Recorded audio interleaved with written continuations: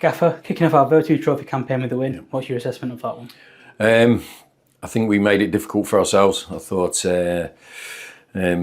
we just weren't as aggressive or ambitious in our play. In the first half, I thought we played a little bit off our top level, and when it went down, they went down to 10 men.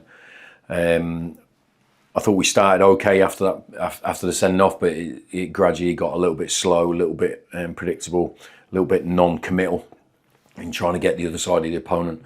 And I just had a feeling a mistake was going to cost us. And it was just at 1-0 at half time. I obviously wasn't happy, nor with the team. And we just had to play with more urgency and more purpose, and just believe in ourselves a lot more. I don't think it's a lack of belief. I just thought we were afraid of making a mistake. And when you're afraid of making a mistake, you're going to make a mistake. That's it. And just accept that you're making mistakes, but be ambitious with them. Try and commit. So once we got that in the second half, we obviously dominated the second half, and it was difficult to break them down. I thought their goalkeeper was superb tonight. But we made the subs, and cookies come up trumps for us with two fantastic headers. So I'm delighted to win the game. It was our ambition to win the game. We want to always show of our best whenever we take to the pitch. But I think half of the game we didn't do that tonight. But I'm delighted with the result, delighted with the resilience of the team again to keep going all the way to the end. And that's it, isn't it? Again tonight, the team showed the resilience. They kept going. Started growing into the game maybe towards the second half, taking more risks. We saw Alex taking shots from distance. They really started looking for those risks that paid really reward in the end, got the result in the end. Yeah, look, the shots that go off target, the crosses that maybe hit the first defender, that's not my concern. It's when we turn down opportunities and go safe and give the responsibility to someone else. That's when I'm losing my stuff, to be honest, because life's not like that. You have to be prepared to fail. You have to be prepared to try. I always give them the scope to be able to make mistakes. I talk to them all the time about it. Like, we're not perfect. Life isn't perfect.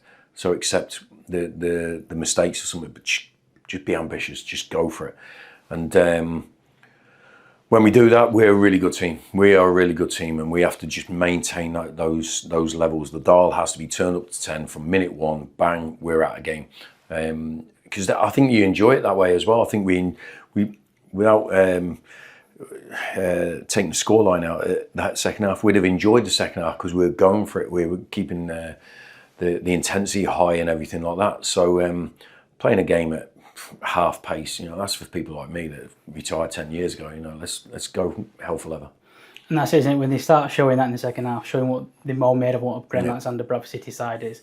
So they get the result, but it shows that mentality is there no matter what the competition. It's always we want to win every game. Well, I believe that if we're in certain moments, we've got enough in our squad to, we've got many different attributes in the players, and give different games or different scenarios suit different players, and just being able to go right at half time, these two are going on, just change the dynamic. I thought we were going to have a lot of possession. We know about Aidan playing in the middle of back three. His passing range was unbelievable tonight. It was a sight to behold. I was so impressed with him. When he went in there, and just having that mobility out wide, and just putting them on the back foot as often as possible, and creating that tempo and the pressure, getting the crowd going, and I think that's what won us the game in the end. Outside of Cookie's two unbelievable headers, we had other chances where we should have scored really, and we had a couple in the first half, but we just weren't clinical enough until Andy come. Like I say, when you talk about the whole squad, when you can make those tweaks, put Aidan in the middle, you see his diagonal balls in throughout the second half, like I say, with brilliant creative chances.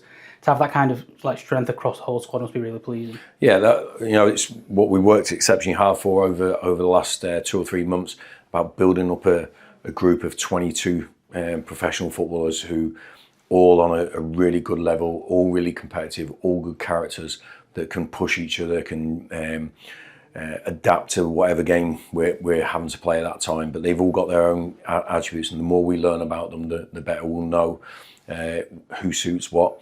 But obviously we know of Aidan for the last 12 months or so. And but there was other good performances, and I thought the subs came on and made real good impact as well.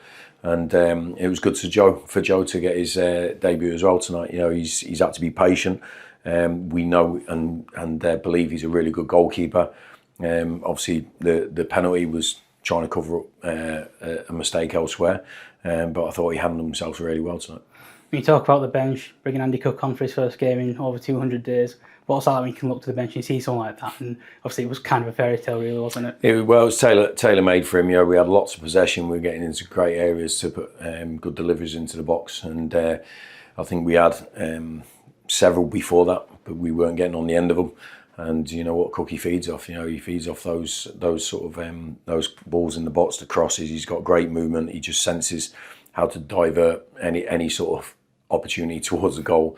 But Swanee played a part as well, and Bobby playing in those spaces in between was really good. I thought the two wing backs in the second half, Tyreek and Josh, were a real threat, and supported by the centre halves behind them. I thought it was just miles better in the second half. I know they were down to 10 men, but sometimes that can be even more difficult. But I thought we really pushed them back, and but yeah, having that moment.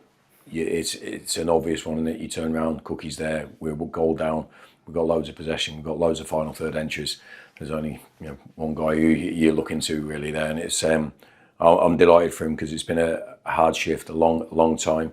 He's still not through the woods, so to speak. He's still got a little bit to go, but it was a good opportunity to involve him tonight, and let's see how he is in the morning. I'm sure his head will be fine because he scored 2 goals, but he's got to look after the rest of his body. And regardless of how the outcome came for Andy Cook tonight, to have him back on the bench is a real big boost for everyone at the football club, really, isn't it? Yeah, look, I think obviously the new players that have joined this year have only seen him in training for the last maybe 2.5 weeks or so, and they've seen his quality in front of goal. They know about his reputation here goes before him, but you have to really see a player firsthand in training and around the change room to realise what he is. And certainly tonight he's proved that it's not just a training ground goal scorer. He can do it on the big occasions or in match days. So look, it's another player, it's another weapon for us to use. But we've just got to make sure we don't get too excited about that's him up and running now. We have to just make sure we manage him as best as possible we can, because we know he can do things like that. Obviously, just shot 5,000 fans on tonight. Club put an initiative on for £1 tickets and £5 tickets for adults. Yeah. It shows that the fans are buying into this competition as well. When you look at the success we've had the last 2 years, they're buying into this mentality of the whole squad, where this team wants to win every single game. Well, look, we don't take it lightly. It's always going to be strong teams. We always go out to win a game. We always want to play exactly like it's any game of football that we're going to play this season. And we want that support. We need that support. However many come, we're really grateful for them coming tonight. And they'll all be remembering that comeback of Andy Cook scoring 2 late goals to win a game of football. But you have to be here to experience it. So we're delighted that they back us all the time, and we're delighted that we're responding with results.